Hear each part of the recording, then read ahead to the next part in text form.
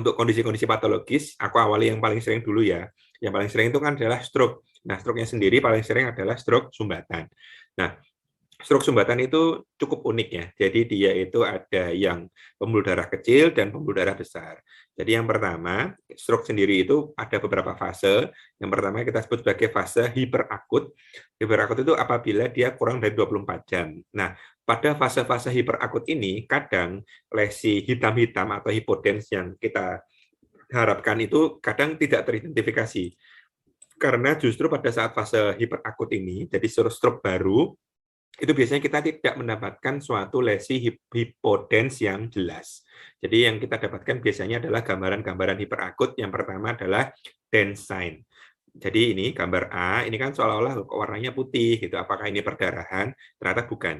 Ini merupakan satu tanda ketika MCA itu sedang teroklusi sehingga aliran darahnya itu susah untuk ngalir. Nah, seolah-olah dia itu berhenti. Ketika dia berhenti di suatu vaskuler dan difoto, maka seolah-olah itu darahnya ngumpul dan terimaging sebagai perdarahan. Padahal itu aslinya adalah pembuluh darah yang tidak bisa lewat. Nah, pada saat itu kita temukan suatu gambaran hiperdens ini yang kita sebut sebagai MCA Dens sign. Kemudian kalau misalnya hal yang serupa terjadi pada arteri bagian posterior, misal di bagian pons, area depan itu ada arteri basilaris, kita sebut sebagai dot sign.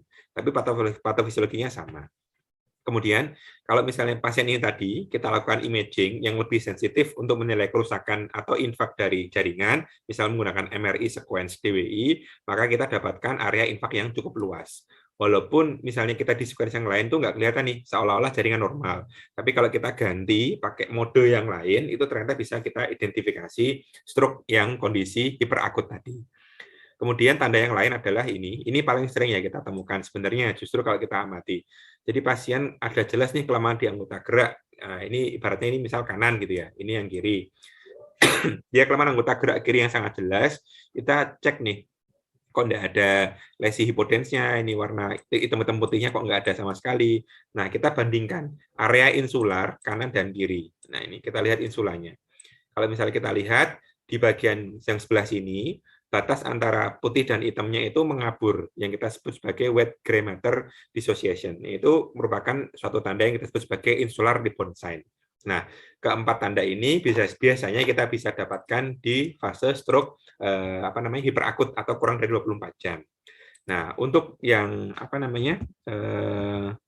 untuk yang stroke yang lain, kalau misalnya dia itu sudah setelah 24 jam, biasanya kita menemukan lesi hipodens yang cukup ketara. Ini ya, seperti yang di gambar sebelah sini. Kelihatan ya, ini kan hitam banget. Nah, ini merupakan lesi infaknya yang kita cari-cari itu. Nah, lesi infak ini bisa kita bagi apakah dia itu jenis lakunar atau non-lakunar. Dikatakan lakunar ketika diameter infaknya ini kurang dari 1,5 cm atau 15 mm ya ibaratnya. Nah, kalau dia ditemukan hitam-hitam kecil, nah kita sebut sebagai lakunar. Ini menandakan adanya sumbatan di pembuluh darah penetrating atau pembuluh darah kecil. Nah, sebaliknya apabila kita menemukan lesi hitam yang luas kayak gini atau ini, nah maka ini bukan lakunar stroke, tapi kemungkinan large vessel occlusion atau sumbatan pembuluh darah besar. Nah, ini bisa kita identifikasi ya sama gambar yang tadi aku kasih sebelum ini merupakan suatu area dari MCA. Sedangkan kalau misalnya yang di depan sini, ini kan relatif safe ya, nggak ada hitam-hitamnya. Nah, ini adalah arteri ACA, sedangkan yang belakang ini adalah dari PCA. Nah, dari gambar ini kita bisa menduga nih, oh ini kemungkinan lesinya vaskuler nih, karena dia sesuai teritori dari MCA. Nah, untuk sumbatan pembuluh darah yang besar, kita bisa menilai tingkat keparahannya menggunakan Alberta score. Nah, Alberta score itu kepanjangan dari aspek score. Aspek score itu kepanjangan dari Alberta Stroke Program Early CT Score. Nah, di sini kita mencoba menilai tingkat keparahan sumbatan stroke, terutama yang terjadi pada sumbatan dari MCA. Nah, normalnya kita membagi area di dalam kepala itu menjadi 10 poin untuk skor dari aspek. Yang pertama adalah M1, M2, M3, M4, M5, M6. Cirinya apa? Kalau dia itu di atasnya subkortek, itu miliknya cabang 4, 5, dan 6. Ini miliknya 4, ini 5, ini 6. Berarti kata gitu. Kalau dia setinggi subkorteks yang awalnya 4, 5, 6 ini menjelma menjadi area M1, M2, dan M3. 1, 2, 3, 4, 5, 6. Kita dapat 6 cabang kortikalnya dari MCA. Kemudian kita lihat cabang subkortikalnya. Itu ada klik ya namanya, CLIC atau klik itu kita akronim dari C-nya adalah caudatus, L-nya lentiformis, I-nya adalah insular, IC-nya adalah internal kapsul. Nah, klik ini merupakan bagian dari MCA juga. Jadi 6 ditambah 4 area, jadi total itu 10. Nah, orang normal itu tidak ada infaknya, sehingga skornya 10. Nah, semakin dia itu ada infak, maka skornya akan berkurang 1. Contoh, misal di sini ditemukan item-item. Di sini, misal ini ya, di sini hitam-hitam nih ada lesi infaknya. Kemudian di sini juga ada lesi hitam-hitam infaknya, tapi di area yang lain itu normal atau aman-aman aja. Sehingga skornya adalah 10 dikurangi 2. Jadinya skor aspeknya adalah 8. Itu ya. Itu cara pelaporannya. Fungsinya apa sih kita menilai ini? Fungsinya untuk memprediksi tingkat keparahan. Biasanya dikatakan struknya itu parah atau prognosisnya kurang baik jika aspek skornya di bawah 7. Nah, termasuk pertimbangan RTPA atau trombolisis. Kalau misalnya dia terlalu luas infaknya, itu biasanya kita khawatir adanya suatu transformasi hemoragik. Jadi yang awalnya iskemik, pemberian obat kita akan membuat pasien ini menjadi perdarahan, gitu ya. Terus kemudian ini ada satu analog gambaran yang cukup baik ya, tapi ini gambaran MRI ya, bukan CT scan. Ini bisa kita identifikasi, misal kelainannya di mana, kira-kira lokasi infaknya apa. Ini bukan perdarahan ya, warnanya kan putih nih. Ini bukan perdarahan, ini adalah sekuens khusus yang membaca adanya suatu lesi infak yang kita sebut sebagai DWI. Ini sekuens dari MRI. Jadi walaupun dia itu putih, ini bukan tanda perdarahan, tapi ini adalah tanda infak. Jadi kita bisa bayangkan nih kira-kira lokasinya di mana. Kalau kena di ICA, karena ICA adalah cabang dari ACA, MCA, maka dia infaknya akan sangat luas, seperti di gambar ini contohnya. Itu ya. Ini kalau seperti ini, kalau dihafalkan ya, kalau hafal bagus, tapi kalau misalnya tidak hafal, yang penting disimpan. Jadi nanti kalau ada keluar, jaga di UGD atau apa, bisa dicocokkan. Itu ya. Terus kemudian untuk lesi perdarahan, nah lesi perdarahan itu cukup unik ya. Perdarahan itu ada yang perdarahan umum dan tidak umum. Nah, perdarahan umum itu diasumsikan kelainannya itu adalah di pembuluh darah kecil, sama-sama di ganglia basalis lokasinya. Tapi kalau misalnya dia itu yang uncommon, itu biasanya lokasinya di korteks. Nah, seperti ini ya. Ini kan area ganglia basal kan di sini. Nah, ini lokasinya di kortikal, di bagian temporal. Jadi belum tentu ini perdarahan yang disebabkan oleh gangguan pembuluh darah kecil. Nah, pembuluh darah kecil itu contohnya gangguan karena hipertensi, DM, dislipidemia, kayak gitu. Sedangkan kalau kita menemukan di area-area kortikal kayak gini, kita duga kemungkinan bukan dari penyakit metabolik. Contohnya kelainan vaskuler, misalnya aneurisma, arterial venous malformation, kayak gitu. Jadi kita identifikasi dulu. Yang pasti kita temukan dulu lesi perdarahannya, kita konfirmasi ke bagian radiologi, ini HU-nya berapa, HU darah jangan lupa yaitu 65 sampai 95. Ya. Terus kemudian biasanya seringnya lesi perdarahan itu disertai dengan adanya suatu perdarahan di ventricle yang kita sebut sebagai IVH. Nah, ini ya, kelihatan ya, di ventricle-nya ada lesi potensnya, yang ini ventricle keempatnya juga terisi oleh darah. Itu namanya IVH. Oke, terus ini ada gambaran sedikit, ini kalau dicocokkan sama teori, misalnya lokasinya di sebelah mana, itu kira-kira nama organnya apa, klinis yang bisa kita temukan apa. Ini nggak aku bahas ya, nanti kalau misalnya mau dibaca sendiri boleh. Misal, lokasinya di pons nih, kira-kira lokasi di pons, karena di pons adalah organ-organ di batang otak, dan dia ada lewatnya dua traktus motorik, bisa terjadi quadriplegia. Karena di pons ada formasi reticularis, kalau dia ada hemoragik bisa terjadi gangguan kesadaran sampai koma. Itu ya, ini contoh penggunaannya. Nah, ini yang bagian atas-atas ini, yang bagian subcortex, ini merupakan yang umum ya, atau common hemorrhage, biasanya karena perdarahan tadi. Di batang otak maupun cerebellar pun biasanya masuk dalam kondisi umum atau perdarahan common. Sedangkan kalau yang di korteks, benar-benar di korteks seperti gambar yang sebelumnya, ini maka itu masuk dalam golongan yang uncommon hemorrhage, gitu ya. Oke, terus kalau misalnya gimana cara menilai luas perdarahan? Nah, kalau misalnya kita pakai potongan film yang lama, yang bukan tim Muardi, itu kita bisa mengidentifikasinya ya. Sedangkan kalau untuk yang di PACS ini mungkin butuh apa namanya, butuh trik khusus ya, karena kita harus konfirmasi dulu ke radiologinya. Ini tiap potongannya itu ketebalannya berapa sentimeter. Nah, untuk rumus yang paling sering itu adalah panjang dikalikan lebar kali jumlah slash yang mengalami perdarahan dibagi 2. Nah, rumus yang paling umum ini kita sebut sebagai ABC score ya. ABC score. Nah, A-nya itu adalah panjang, B-nya lebar, C-nya adalah jumlah irisan yang mengalami perdarahan dibagi 2. Nah, pembagian 2 ini apabila potongannya itu ibaratnya jarak ketebalannya, jarak pemotongan slash-nya adalah 1 cm. Jika pemotongan antar slash-nya itu adalah 0,5 cm, maka dibagi 4. Nah, ini kita perlu tanyakan nih ke radiologi. Kalau enggak, biasanya di foto sendiri itu sudah ada markernya. 1 cm misalnya itu, atau 2 cm, atau 0,5 cm. Nah, ini kita lihat. Kalau dia paling umum itu 1 cm, jadi langsung dibagi 2 itu enggak masalah. Tapi kalau misalnya dia itu pakai skala yang 0,5 cm, itu maka pembaginya adalah 4. Itu ya. Nah, ini kita coba lihat ada satu jurnal yang membagi kan ABC score tadi kan aku bilang A-nya panjang, B-nya lebar, C-nya adalah jumlah slice. Nah, kalau pakai rumus yang lama, rumusnya si Quark ini, dia itu simplified, jadi dimanapun lesi hiperdensinya itu dianggap 1. Nah, jadi dihitung sebagai 1 poin. Contoh ya, yang bawah ini. 1, 2, 3, 4, 5, 6, 7, 8.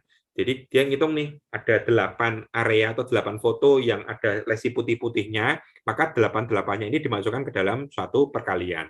Sebaliknya, kalau kita pakai sistemnya Kotari ini, kita bagi dulu nih, apakah dia lesi perdarahannya itu 75% dari lokasi terbesar, atau 25-75% dari lokasi terbesar, atau kurang dari 20% dari lokasi terbesar. Jadi kalau kita pakai rumusnya Kotari ini, kita tentukan dulu nih area terbesarnya itu di mana. Contoh kita apa namanya sepakati ini merupakan area perdarahan terbesar. Terus kita bandingkan nih slash ini sama slash ini kita bandingkan. Apakah kira-kira ada di 75%-nya apa enggak? Kayak gitu kita bandingkan. Contoh kita bandingkan sama ini. Ini kan kira-kira enggak sampai 75% ya, mungkin cuma 50%-nya. Itu maka poinnya adalah berbeda. Kalau yang 75 sampai di atas 75 poinnya 1, 25 sampai 75 poinnya 0,5, di bawah 25 kita nggak hitung. Soalnya di bagian apa namanya di satu gambar yang sama menggunakan rumus yang berbeda, ternyata jarak volume perdarahannya itu sangat berbeda sekali. Satunya ketemu sekitar 9 cc, satunya ketemu hampir 18 cc. Jadi rumus yang Quark ini itu biasanya overestimasi. Nah, jadi itu kita harus cocokkan lagi sama klinis pasien. Kalau klinisnya itu memang berat, ya mungkin kita bisa menggunakan rumus yang apa namanya, yang disimplifikasi ini. Yang penting ada slice-nya, warnanya putih kita hitung. Tapi kalau misalnya klinisnya nggak berat, terus kita bisa membedakan apa namanya besarnya perdarahan tadi dengan cukup jelas, lebih baik menggunakan Kotari, itu ya. Jadi tergantung dari kebutuhan pasien masing-masing. Terus kemudian stroke kan tadi ada sumbatan sudah kita bahas, perdarahan sudah kita bahas, selanjutnya ada stroke apa namanya SAH atau subarachnoid. Nah, SAH ini sendiri bisa kita apa namanya cermati dengan adanya suatu hyperdense. Biasanya adalah di area sisterna tadi yang kita singgung tadi ya. Jadi sisternanya itu terisi membentuk bintang yang kita sebut sebagai stellar sign tadi. Nah, kalau misalnya di area atasnya, di area yang korteks, dia juga mengisi sulcus dan gyrus. Nah, ini khas ya, ditemukan apa namanya pada subarachnoid hemorrhagic. Ini biasanya non traumatiknya. Misal karena aneurisma gitu bisa. Sedangkan yang traumatik nanti kita bahas lagi. Ini contohnya yang lain. Ini untuk penilaian keparahannya bisa menggunakan Fisher scale, kita nilai apakah ada suatu perdarahan tebal dan keterlibatan dari ventrikular. Nah, sedangkan untuk yang traumatik, SH traumatik itu biasanya itu di kortikal, terus dia itu di area tertentu saja. Misal di frontal bagian depan tok, tapi belakangnya tidak ada. Nah, itu biasanya kita curiga SH-nya karena traumatik.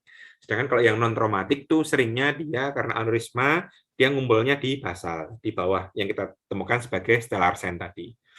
Oke, terus kemudian untuk hidrosefalus sendiri itu ada 2, ada communicating dan non communicating. Communicating hidrosefalus itu biasanya gangguan penyerapan dari LCS, sehingga yang melebar itu semua ventricle kedua atau lateral, ventricle ketiga, dan ventricle keempat. Kalau keempat-empatnya ini melebar, kita sebut sebagai communicating hydrocephalus. Sedangkan kalau yang non-communicating itu biasanya ada sumbatan atau obstruksi di antara jalur 2 ke 3 atau 3 ke 4. Sehingga bisa kita temukan nih ventricle keempatnya normal, tapi 3 dan 2-nya dia melebar. Nah, untuk memperkirakan apakah pasien ini mengalami hidrocephalus apa enggak, yang paling sederhana kita bisa menilai secara bentuk ya. Bentuknya ventricle itu biasanya lancip, tapi kalau bentuknya membulat ini kita sebut sebagai ballooning. Nah, kita sudah mencurigai nih kemungkinan ada hidrocephalus. Kemudian secara objektif kita bisa menilai menggunakan Evans ratio atau Evans index. Itu adalah jarak dari kedua ujung kornu anterior dari ventricle dibagi antara tabula interna. Tabula interna itu kranium sisi dalam kranium kanan dan kiri. Nah, jika tadi ya A dibagi B itu lebih dari 0,3, artinya dia ada pelebaran dari A, sehingga kita duga sebagai hidrocephalus atau dikatakan abnormal. Oke. Terus untuk yang lain ini ada contohnya brain tumor. Brain tumor itu susah ya kita identifikasi dengan MRI, tapi bisa kita perkirakan dengan gambaran CT scan. Contoh yang A ini adalah CT scan polos biasa. Kita CT scan polos kok ini ada suatu masa hyperdense nih, tapi kok nggak jelas. Terus biasanya kita kontras. Setelah dikontras nanti masanya lebih menyala lagi, warnanya putih banget. Nah, lokasinya nggak umum, bentuknya sangat bulat. Ini kan kita ragu ya, dia itu perdarahan atau bukan. Nah, itu kita bisa nih konfirmasi nilai HU-nya. HU-nya kok HU jaringan, bukan HU perdarahan, tapi warnanya putih. Nah, kita duga dari suatu massa. Jadi, untuk CT scan itu biasanya kita hanya mengenali aja.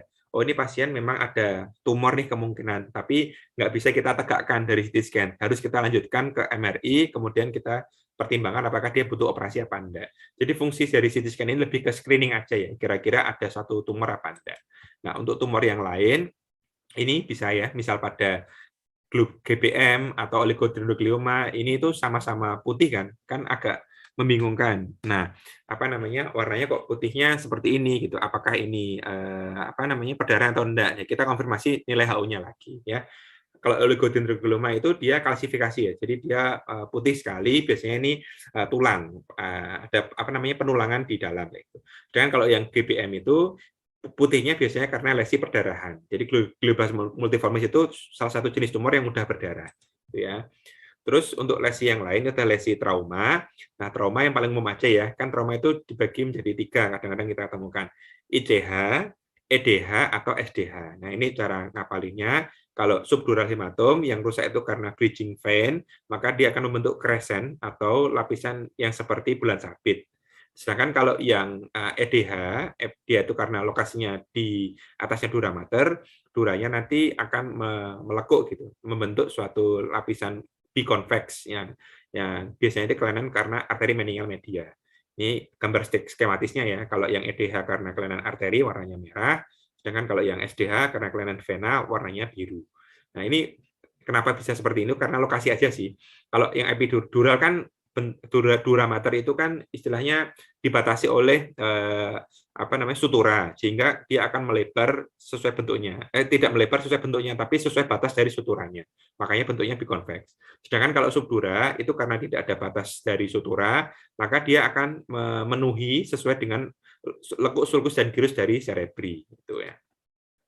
Kemudian untuk lesi-lesi infeksi yang perlu kita cermati adalah adanya, yang pertama itu biasanya edemnya difus ya, jadi sulcus gyrusnya seolah-olah menghilang. Kemudian ketika diberikan kontras, ini didapatkan penyengatan ya di area-area luar ini itu warnanya sangat putih sekali setelah diberikan kontras. Itu biasanya disebut sebagai meningal enhancement. Oke, terus kemudian untuk lesi-lesi yang tadi apapun itu bisa membentuk lesi vasogenik maupun sitotoksik. Untuk yang vasogenik bentuknya penjari seperti ini, sedangkan untuk sitotoksik dia bentuknya sesuai dengan lobus yang terkena. Jadi tidak menjari, biasanya membulat dengan tepi yang lebih irregular dibandingkan yang vasogenik yang bentuknya irregular. Kemudian pada kondisi tertentu saat diberikan kontras kita bisa menemukan penyengatan di pinggir kontras yang kita sebut sebagai rim enhancement. Bisa kita nilai menggunakan akronim ini ya, namanya MAGIC DR, M-nya metastasis, abses, glioblastoma, infark, kontusio, demyelinasi maupun radiasi nekrosis. Nah, ini bisa kita lihat. Jadi tidak selalu yang tepi-tepinya ini itu menyala tumor, itu belum tentu. Bisa saja dia abses atau justru penyebab yang lain. Jadi kita butuh pemeriksaan lanjutan seperti MRI karena DD-nya masih sangat banyak. Oke, sementara itu sih untuk yang CT scan, untuk yang MRI belum masuk dalam topik pembahasan kali ini ya.